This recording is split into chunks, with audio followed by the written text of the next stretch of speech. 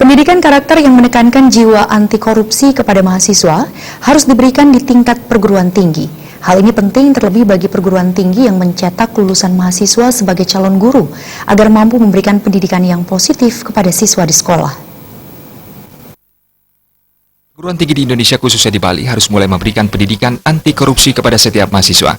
Hal ini penting untuk memupuk karakter yang positif di kalangan mahasiswa, terlebih bagi perguruan tinggi yang mencetak lulusan mahasiswa sebagai calon guru. Akademisi Pendidikan I Gusti Bagus Artanegara mengungkapkan, sebagai calon guru, pendidikan karakter harus rutin diberikan kepada mahasiswa. Pasalnya, banyak juga permasalahan yang muncul ketika menjadi seorang pendidik, seperti kasus korupsi dan narkoba.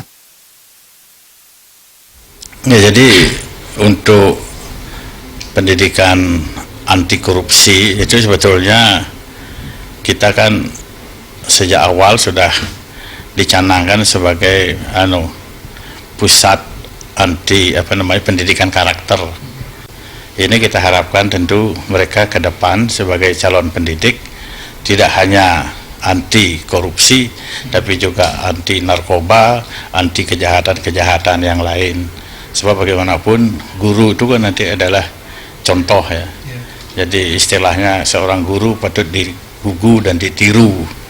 Ya kalau ini salah kita mendidiknya, tentu nanti kita khawatir nanti ke depan justru anak-anak didiknya lebih parah lagi.